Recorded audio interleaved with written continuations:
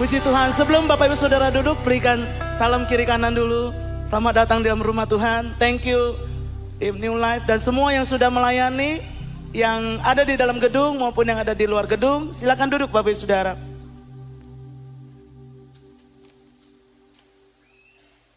Haleluya, puji nama Tuhan. Wow, di tengah-tengah banyaknya perubahan-perubahan di kota, tapi kita masih tetap bisa beribadah di rumah Tuhan. Saking saya takutnya nggak bisa ke gereja hari ini saudara. Jam 7.15 saya sudah ada di gereja tadi pagi. Sebelum jalanan ditutup, mendingan saya ada di gereja ya.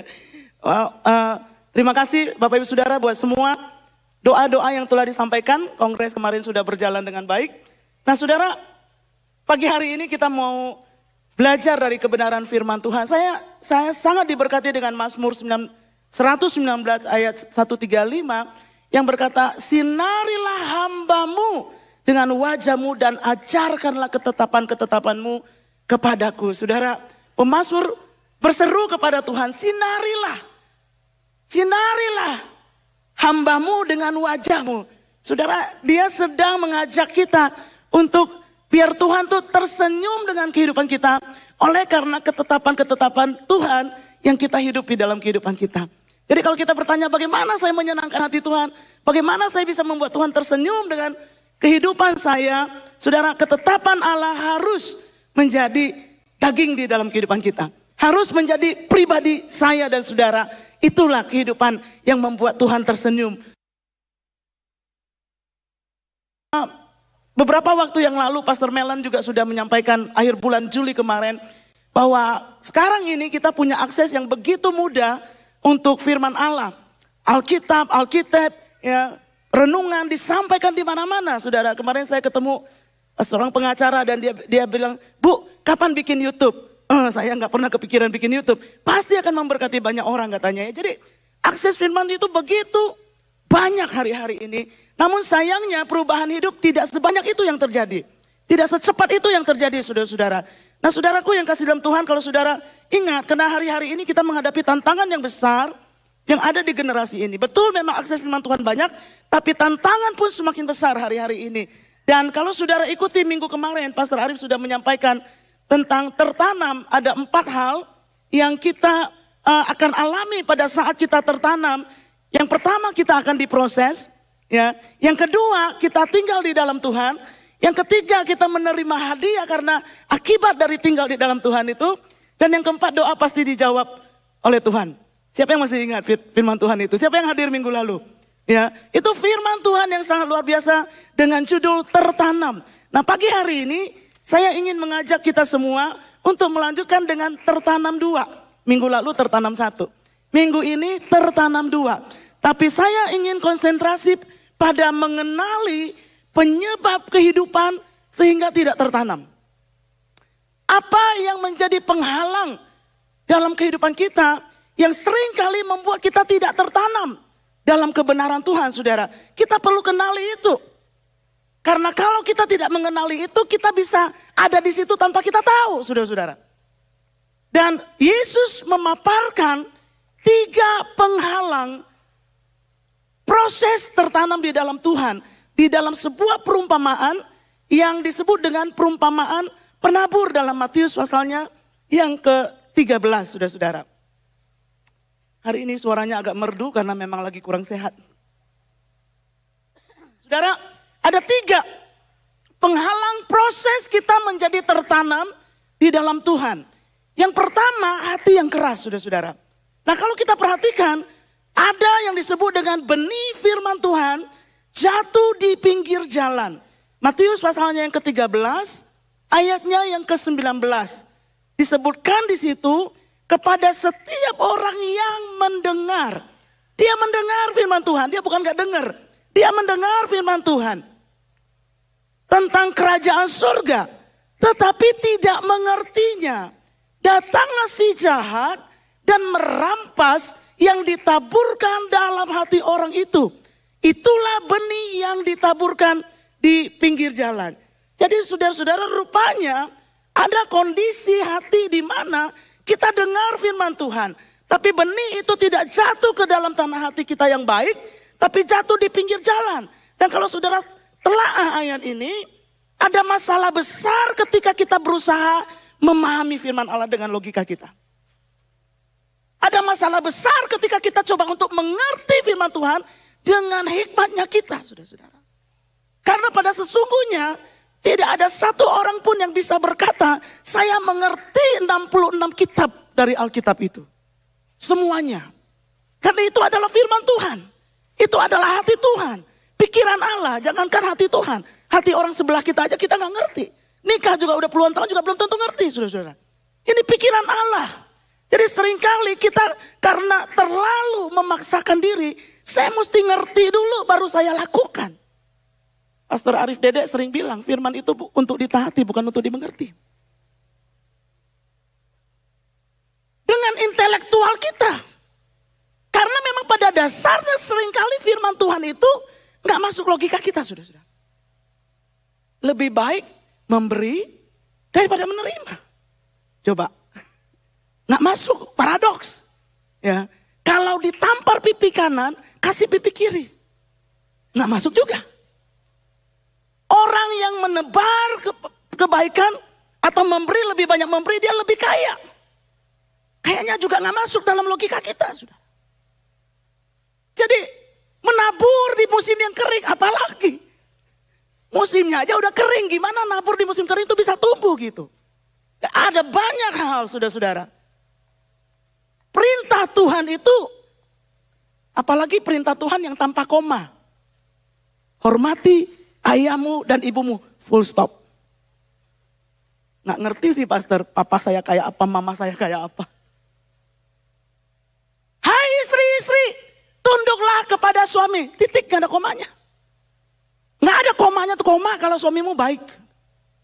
Kalau suami kasih uang. Kalau suamimu itu benar gitu. Jadi firman Tuhan itu seringkali tidak masuk dalam logika kita. Sehingga ketika kita memaksakan diri, saya ngerti dulu baru saya lakukan, saudara.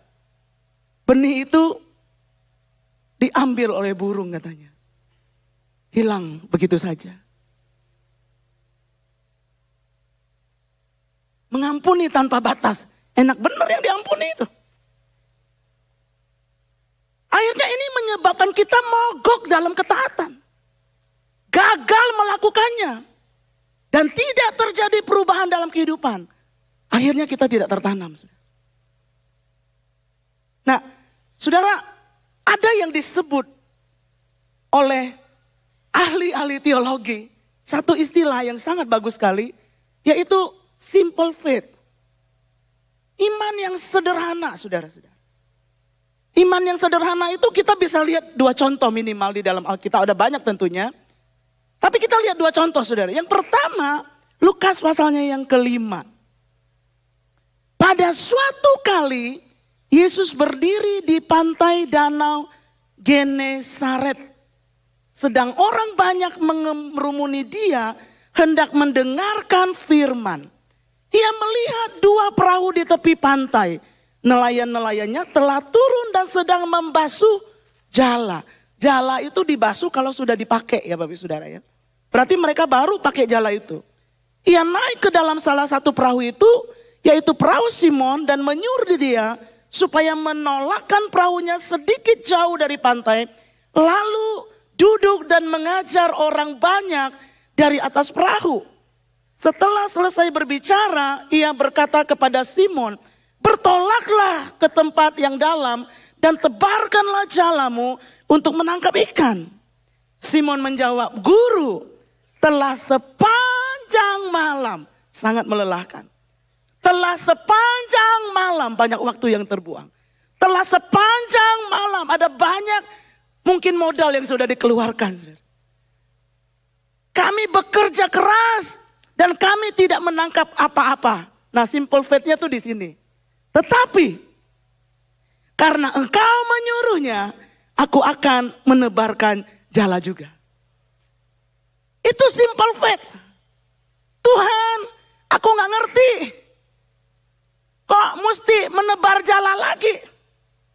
Dan firman Allah katakan di ayat yang ke-6, dan setelah mereka melakukannya, mereka menangkap sejumlah besar ikan sehingga jala mereka mulai robek. Simple faith itu karena siapa yang memerintahkannya. Walaupun saya nggak ngerti, walaupun saya udah capek, jala baru dicuci, dan sekarang suruh tebar jala lagi saudara. Ini kan kayaknya nggak ada kerjaan gitu. Tapi simple faith akan berkata, karena Tuhan yang memerintahkannya. Karena Tuhan yang menyuruhnya, guru yang menyuruhnya, maka aku akan melakukannya. That is simple faith. Iman yang sangat sederhana. Yang banyak kita nggak bisa terima dengan logika. Tapi karena Tuhan yang menyuruhnya. Saudara. Tuhan pencipta langit yang menyuruhnya. Walaupun musim kering aku harus menabur. Tuhan yang punya kuasa untuk memberikan pertumbuhan. Kita belajar the power of generosity and giving and generosity hari-hari ini. Walaupun Tuhan kondisinya nggak lagi baik. Tapi karena Engkau yang menyuruhnya. Saudara. Simple faith. Billy Graham pernah menuliskan, faith is the avenue to salvation. Saya baca dalam bahasa Indonesianya ya. Iman adalah jalan menuju keselamatan. Bukan pemahaman intelektual. Bukan uang. Bukan karyamu.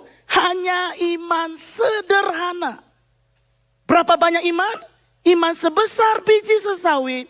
Begitu kecil sehingga sulit dilihat.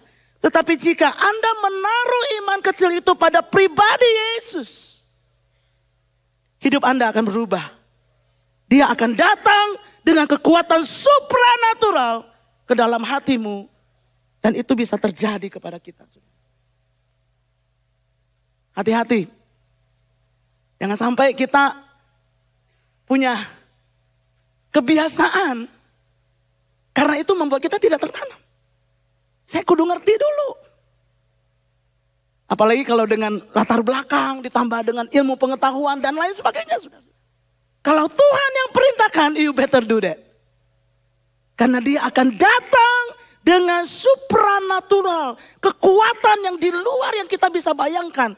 Dia mampu untuk melakukan. Apa yang tidak mungkin bagi kita, dia sanggup untuk melakukannya. Amin saudara. Karena perintah dari Tuhan. Walaupun saya tahu, saya membayangkan posisinya.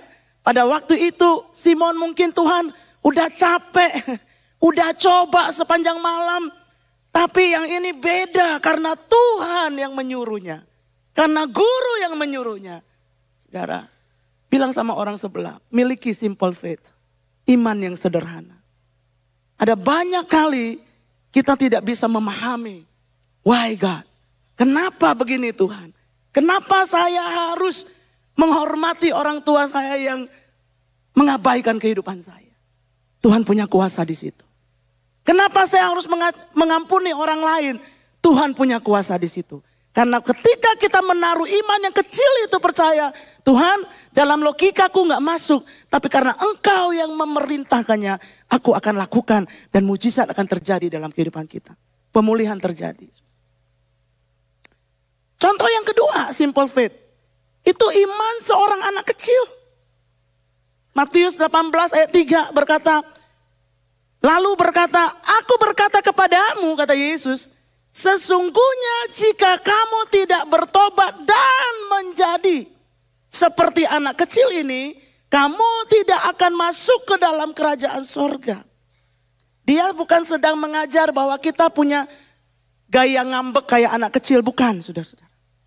Tapi dia sedang mengajarkan tentang karakteristik bagus dari seorang anak kecil, yaitu kerendahan hatinya dengan menyadari bahwa mereka tidak berdaya atas kehidupan mereka, kecuali bergantung kepada papahnya. Tuhan sedang mengajarkan kepada kita sepenuhnya bergantung kepada dia, seperti seorang anak yang tidak punya kekuatan, kecuali mempercayai orang tuanya. Hanya dengan kerendahan hati, yang jujur dan ketergantungan kepada Tuhan, seperti itulah seorang dapat masuk dalam kerajaan surga. Seperti itulah kita bisa tertanam karena kita bergantung kepada Tuhan. Simple faith. Israel Zangwill, seorang penulis yang hidup 1864, menuliskan seperti ini. Oh God, make me a child again. Even before I die, give me back the simple faith, the clear vision of the child that holds his father's hand. Ya Tuhan, jadikan aku seorang anak lagi. Bahkan sebelum aku mati, kembalikan iman yang sederhana. Visi yang jelas dari anak yang memegang tangan ayahnya. Miliki iman yang sederhana. Ada hal-hal yang kita memang bisa ngerti, tapi ada hal-hal yang kita tidak bisa mengerti. Tapi mari kita mau tetap taat. Supaya kita tertanam di dalam Tuhan. Dan tidak membiarkan benih firman Tuhan itu jatuh di pinggir jalan. Dan akhirnya dimakan burung, saudara. Yang kedua, saudara-saudara, kondisi hati yang tanahnya tipis. Tidak berakar. Firman Tuhan jatuh pada tanah yang berbatu. Ayatnya yang kelima berkata dari Matius pasal 13. Sebagian jatuh di tanah yang berbatu-batu, yang tidak banyak tanahnya. Lalu benih itu pun segera tumbuh karena tipis tanahnya. Tetapi sesudah matahari terbit, layulah ia dan menjadi kering karena tidak berakar. Benih firman Tuhan tidak sempat berakar karena tidak dilakukan dengan konsisten. Karena tidak dilakukan dengan tekun. Karena tidak dilakukan dengan komitmen, saudara-saudara. Yohanes pasal 15 ayat 10 berkata, jikalau kamu menuruti perintahku, kamu akan tinggal di dalam kasihku seperti aku menuruti perintah Bapakku dan tinggal di dalam kasihnya. Saudara, kita mau belajar untuk tidak menunda ketaatan. Kita mau belajar untuk, saudara, kalau dalam konteks ini dikatakan firman Tuhan itu kita dengar, kita senang, dan kita baru mau melakukan, tetapi ada himpitan terjadi terhadap firman Tuhan itu. Ada tantangan, saudara. Karena ketika kita mau melakukan firman Tuhan itu selalu ada tantangan. Sehingga itu yang menghentikan kita untuk melakukan firman Tuhan.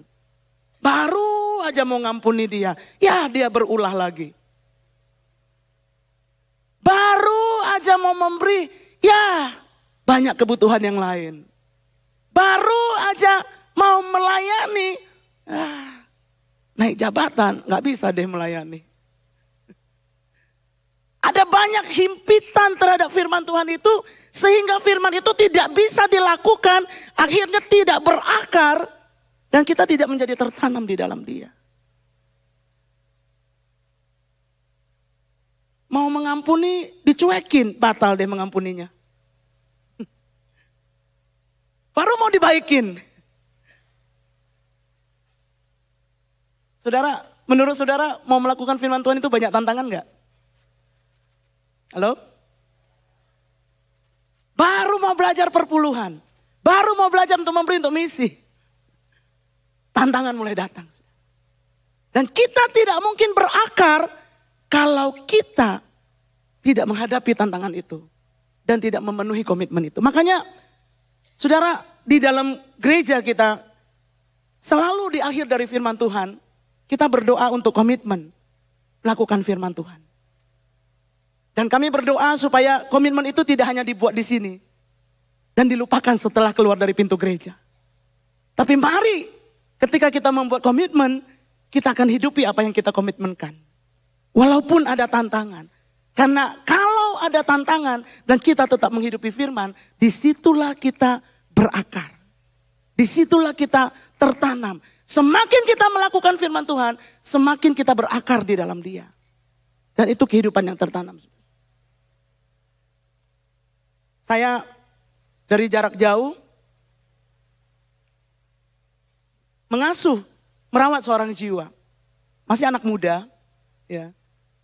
Terus terima Yesus, terus dia banyak pertanyaan. Pertanyaan tentang Trinitas lah, pertanyaan tentang macam-macam. Berdoa, apakah saya boleh berdoa kepada Bapa Roh Kudus atau hanya berdoa kepada Yesus? Gimana saya mesti berdoa, saudara-saudara? Akhirnya saya berpikir dan Tuhan kasih hikmat. Tuhan bilang, suruh dia baca Purpose Driven Life. Itu praktikalnya Alkitab. Jadi saya suruh dia baca buku Purpose Driven Life. Selain dia baca Alkitab, coba baca buku Purpose Driven Life. Dan saya selalu cek saudara. Dan dia lapor hari Kamis kemarin. Saya sudah baca chapter 10 tentang surrendering to God. Berserah kepada Tuhan. Terus saya tanya, respon kamu apa?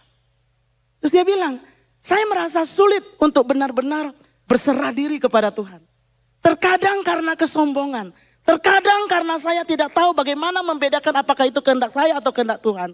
Tetapi saya akan mulai dengan menyerahkan emosi, kesombongan dan keadaan saya kepada Tuhan. Saya akan berusaha untuk tidak menuntut kesempurnaan tetapi melakukan yang terbaik yang saya bisa. Dan tetap rendah hati dalam kesuksesan dan kegagalan. Saya akan bekerja keras bukan untuk kemuliaan saya sendiri. Tetapi untuk mengungkapkan dan menyatakan kemuliaan Tuhan.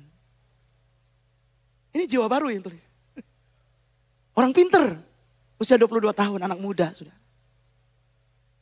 Nah saudara, disinilah kita membutuhkan orang tua rohani. Ketika kita menaruh sebuah komitmen untuk membaca firman Allah dan melakukan firman Tuhan, kita butuh orang untuk menolong kita. Kita butuh orang untuk mengingatkan kita. Udah dilakukan belum yang kemarin itu? Jadi kalau ditanya jangan marah. Emang lu udah melakukannya? Jangan begitu saudara. Punya hati yang lembut. Ya, punya hati yang mau teachable, mau belajar gitu. Itulah sebabnya kita butuh orang tua rohani. Jadi orang tua rohani ada di dalam life itu bukan diada-adain karena gak ada kerjaan, bukan.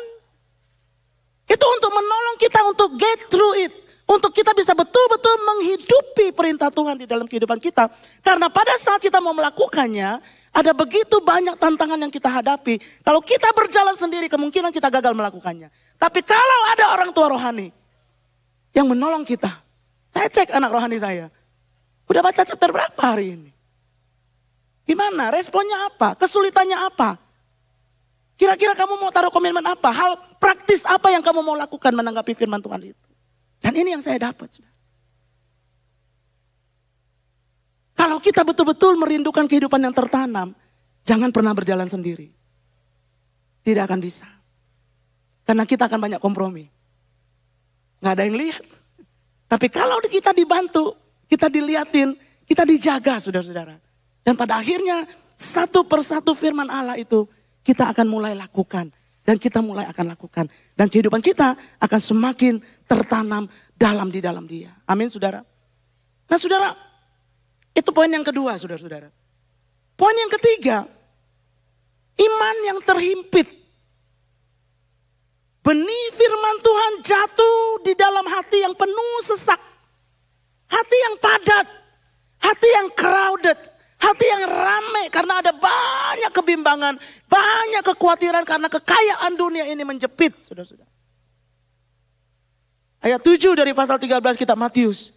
Sebagian lagi jatuh di tengah semak duri. Lalu makin besarlah semak duri itu dan menghimpitnya sampai mati.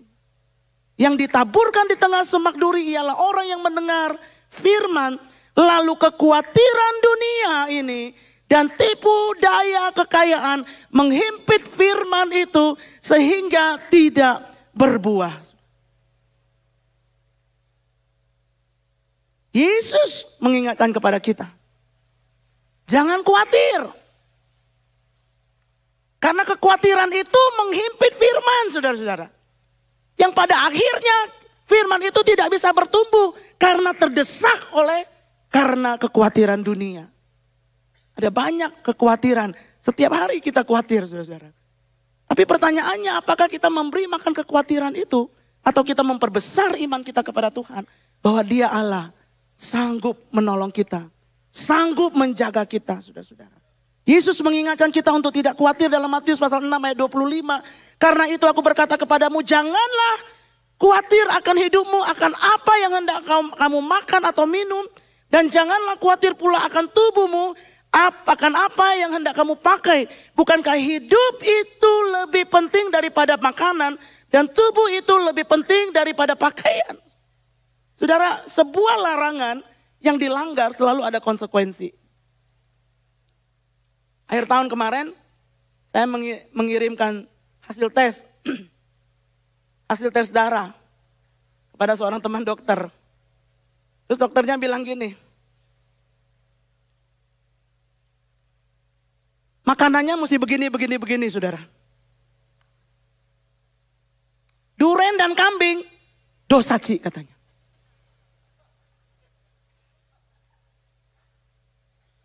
Ini yang tidak boleh dimakan. Makanan berminyak kecuali cici goreng sendiri.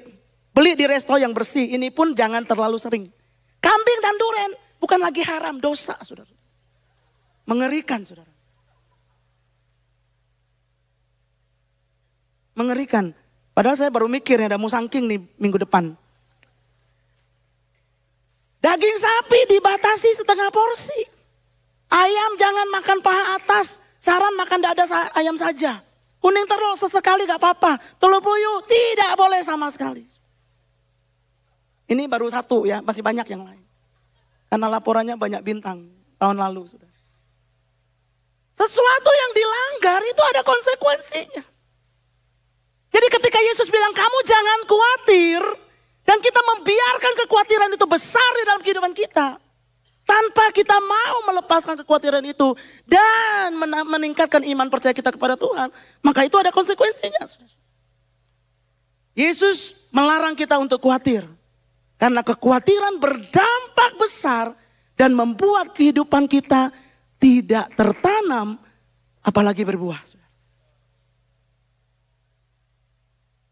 Apa dampak kekhawatiran? Yang pertama, kekhawatiran melumpuhkan keyakinan kita. Bangun khawatir. Mau tidur juga khawatir. Saking khawatir gak bisa tidur. Kaya khawatir. Miskin juga khawatir. Saudara. Nikah khawatir. Gak nikah juga khawatir. Punya kendaraan khawatir. Gak punya kendaraan juga khawatir. Coba apa yang gak dikhawatirkan? Karena itu memang firman Allah sudah katakan. Kekayaan dunia. Punya anak, khawatir. Nggak punya anak juga khawatir nggak punya anak. Jadi kita dikelilingi oleh kekhawatiran di dalam kehidupan ini. Tapi kita harus hati-hati saudara. Kekhawatiran sanggup melumpuhkan keyakinan kita. Kita tidak mampu melihat kebesaran Tuhan. Karena kekhawatiran yang semakin besar. Karena Tuhannya ketutup dengan masalah. Gelap. Bangun pagi langsung khawatir. Matius 6 ayat 30 katakan, jadi jika demikian Allah mendanani rumput di ladang yang hari ini ada dan besok dibuang ke dalam api, tidakkah ia akan terlebih lagi mendanani kamu, hai orang-orang yang kurang percaya. Kita nggak bisa menghindari kekhawatiran. Betul? Bisa. Tapi kita bisa menahan kekhawatiran itu tidak semakin besar. Dengan cara taat kepada firman Allah. Melakukan firman Tuhan. Yang kedua saudara, bahaya kekhawatiran dalam kehidupan kita. Kekhawatiran membatasi sumber dayanya kita. Kekhawatiran menunjukkan bahwa kita bergantung kepada sumber daya kita doang. Kita tidak melihat apa yang Tuhan punya. Kita tidak melihat kreativitasnya Tuhan. Kita tidak mendengar lagi janji-janjinya Tuhan. Kenapa? Karena dikuasai oleh kekhawatiran. Makanya bahaya. Kalau Yesus sudah bilang jangan, itu ada konsekuensinya. Begitu kita membiarkan kekhawatiran itu, kita bisa kehilangan iman kita. Kita bisa kehilangan resources Tuhan yang tidak pernah terbatas. Saudara-saudara yang sedang mengalami penurunan secara ekonomi. Jangan khawatir berlebihan. Tetap percaya dan berusaha. Tuhan pasti buka jalan. Tuhan pasti menyediakan makan. Tuhan pasti menyediakan apa yang kita perlukan. Ya. Yang belum mendapatkan pekerjaan, tetap percaya bahwa Tuhan pasti akan berikan. Sementara belum dapat pekerjaan, lakukan sesuatu, jangan berdiam diri. Jangan membiarkan kekhawatiran itu membuat kita jadi so stressful sampai kita tuh nggak mau ngapa-ngapain. Saudara. Kekhawatiran berbahaya karena dia mencuri damai sejahtera. Damai sejahtera adalah hal pertama yang hilang ketika kita khawatir. Makanya jika tidak kita bereskan, maka kekhawatiran itu akan semakin besar. Saudara, bulan Maret kemarin, waktu kami ada di Singapura untuk acara Pastor Conference, dan hari Minggu saya harus khotbah di salah satu gereja. Pastor Conference itu 2 hari, saudara. Begitu hari pertama, saya langsung dapat kabar, ponakan saya sakit di Bogor dan harus dibawa ke rumah sakit. Ya, karena dia mengalami vertigo yang luar biasa. Dan itu iblis sepertinya mau mencuri damai sejahtera saya. Karena saya lagi conference dan saya harus khotbah tentang misi, saudara. Ya. Tapi saya harus berkata, Tuhan, Engkau yang mengendalikan keadaan ini. Saudara, kalau kita lagi ada urusan kerjaan atau apa gitu ya, terus diteleponin terus, newon gak saudara?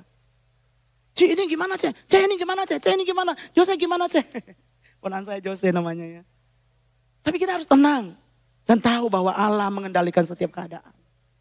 Biarkan damai sejahtera Tuhan terus memimpin kita di tengah-tengah gejolak kehidupan yang kita sedang alami. Karena dia tetap bertakhta kok. Karena dia tetap mengendalikan segala sesuatu. Dan iblis coba untuk merampas damai sejahtera kita. Nah, pesan Paulus adalah dalam Filipi pasal 4 ayatnya yang ke-6 dan 7 dia katakan, janganlah hendak kamu khawatir tentang apapun juga, tetapi nyatakanlah dalam segala hal keinginanmu kepada Allah dalam doa dan permohonan yang disertai dengan ucapan syukur. Kita berdoa, kita minta sama Tuhan, tapi juga ada ucapan syukur.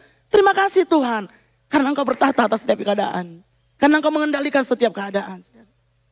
Damai sejahtera Allah yang melampaui segala akal akan memelihara hati dan pikiranmu dalam Kristus Yesus. Saudara, dampak kekhawatiran yang keempat adalah memblokir suara Tuhan. Suara Tuhan gak punya tempat lagi karena hati kita penuh dengan kekhawatiran. Kekhawatiran menghimpit apa yang kita dengar dari firman Allah. Merampas kuasa dari firman itu. Dan ini mengerikan, saudara. Saya tidak tahu saya sedang berbicara kepada siapa di antara saudara. Tetapi ada saudara yang berkata itu saya. Dan hari ini Tuhan membebaskan saudara. Tuhan mau kita berserah kepada dia. Kepada kekuasaannya, kekayaannya, hikmatnya, kemahatauannya atas kehidupan kita. Saudara-saudara. Jangan membiarkan kekhawatiran itu menghimpit kita. Yang kelima, kekhawatiran membuat kita tidak bisa mengasihi orang lain. Fokus pada diri sendiri. Hati kita menjadi sempit. Kita semakin jauh dari kehendak Tuhan. Karena kita menjadi self-centered di dalam kehidupan kita. Kehidupan yang pribadi yang berpusat kepada diri sendiri. Hanya karena kekhawatiran yang mengikat kehidupan kita. Saya tiba pada kesimpulan. Saudara, kekhawatiran menggagalkan fokus kita kepada pribadi Allah. Yang maha hadir, maha kuasa, dan maha tahu. Kesimpulan saya yang pertama, Yesus sedang menarik perhatian murid-muridnya kepada penghalang pertumbuhan dalam kerajaan surga. Saudara, pertumbuhan tidak bergantung 100% pada benih saja, namun tanah. Sebagus apapun juga benihnya, ada potensi benih itu mati karena kondisi tanah yang keras. Karena kondisi tanah yang tidak baik. Jadi hati kita itu sangat penting untuk dijaga. Makanya Amsal katakan, jagalah hatimu dengan segala kewaspadaan. Karena dari situlah terpancar kehidupan. Kita punya benih firman Tuhan yang sangat luar biasa. Yang dikhotbahkan, yang kita baca. Yang bahkan gak sengaja kita baca dan kita dengar. Seringkali Tuhan berbicara plak kepada kita gitu saudara-saudara. Tetapi itu gak jadi apa-apa kalau hati kita tidak menjadi tanah yang baik. Yang kedua, Yesus mau kehidupan kita bertumbuh berbuah. Ada yang 100 kali lipat. Ada yang 60 kali lipat. Ada yang 30 kali lipat. Oleh sebab itu kita mesti tertanam. Untuk tertanam, jaga hati kita dari 3 penghalang tadi sudah. Milikilah simple faith. Punya iman yang sederhana. Jangan tunda melakukan firman Allah. Jangan langgar komitmen untuk melakukan firman Tuhan. Biarpun ada harganya tetap kita bayar. Amin. Jangan biarkan kekhawatiran itu menghimpit kita, saudara-saudara.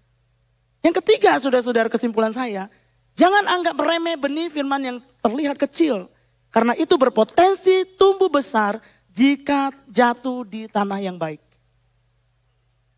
Firman Tuhan yang sederhana yang kita dengar, itu sanggup merubah kehidupan kita dan juga mengubah kehidupan orang lain.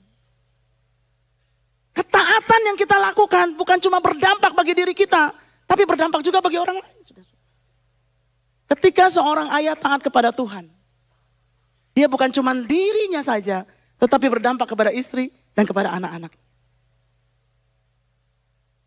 Ketika orang tua mendahulukan Tuhan, mencari dahulu kerajaan Allah, bukan cuma berdampak pada dirinya, tetapi berdampak kepada keluarganya. Matius pasalnya yang 13 ayat 31 katakan, Yesus membentangkan sebuah perumpamaan lain lagi kepada mereka. Katanya, hal kerajaan surga itu seumpamanya biji sesawi yang diambil dan ditaburkan orang di ladangnya. Memang biji itu paling kecil dari segala jenis benih. Tetapi apabila sudah tumbuh, sesawi itu lebih besar daripada pohon sayuran yang lain, bahkan menjadi pohon sehingga burung-burung di udara datang bersarang pada cabang-cabangnya. Saudara, dalam masyarakat Palestina, pada masa itu biji sesawi adalah yang paling kecil di antara benih yang lain. Namun ketika dia tumbuh, dia bisa mencapai 10-12 kaki. Artinya, sesederhana apapun firman Tuhan yang kita dengar, kalau itu masuk ke dalam hati kita yang baik, itu berpotensi untuk tumbuh. Sehingga orang lain akan menikmati hasil dari pertumbuhan dan tertanamnya kita di dalam kebenaran Tuhan. Yesus sedang menunjukkan satu perkara yang sangat luar biasa, saudara-saudara. Bagaimana dia memulai pelayanannya dengan 12 muridnya.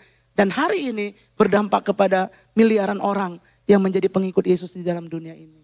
Demikian juga dengan kehidupan kita. Ketaatan sederhana yang kita lakukan berdampak besar bagi kerajaan sorga. Amin, saudara-saudara. Dan ini adalah bulan kedua kita belajar tentang giving and generosity. Ada banyak argumentasi mungkin dalam hati kita ketika kita mendengar firman Tuhan selama beberapa minggu ini. Ya, banyak argumentasi.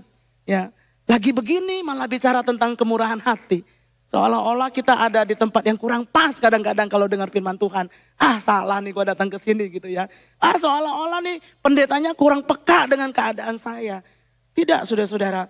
Mari kita mau jaga hati kita agar menjadi tanah hati yang baik. Sehingga setiap benih firman Tuhan yang kita dengar, baca, membuat kehidupan kita bertumbuh bagi hormat dan kemuliaan nama Tuhan. Mari tertanam. Tuhan memberkati saudara. Mari datang kepada Dia. Haleluya. Terima kasih Tuhan. Saudara yang, mari kita mau siapkan hati kita untuk perjamuan kudus pada pagi hari ini. Firman Tuhan yang kita sudah dengar. Saya tidak tahu penghalang nomor berapa yang menghalangi saudara pada saat ini. Tetapi jika itu ada, mari kita mau kenali dan kita mau ambil komitmen di dalam Tuhan. Untuk tidak membiarkan penghalang itu menghalangi kita tertanam di dalam rumah Tuhan. Dan kita mau terus bertumbuh di dalam Dia. Kalau saudara mau meresponi firman Tuhan pada pagi hari ini, mari datang kepada Dia dengan doa dan ucapan syukur. Terima kasih Tuhan, sebab Engkau baik, sebab Engkau mulia. Terima kasih karena Engkau mengasihi kami. Engkau tidak mau kami terjebak dengan kehidupan kami, sehingga kami menjadi Kristen yang tidak tertanam. Tapi kami mau menjadi orang-orang percaya yang terus bertumbuh di dalam Engkau. Yang terus ada di dalam Tuhan. Yang terus akan menghasilkan buah-buah kehidupan. Menjadi berkat bagi banyak orang. Dan Tuhan disenangkan. Kerajaan Allah semakin diperluas. Terima kasih Tuhan. Ampuni kalau kami khawatir selama ini. Ampuni kalau kami mengeraskan hati selama ini. Ampuni kalau kami selama ini tidak memiliki simple faith ya Tuhan. Ampuni kami. Kami ada karena anugerah-Mu pada pagi hari ini. Terpujilah Engkau kekal selama-lamanya. Haleluya. Saudara, mari kita bangkit berdiri bersama.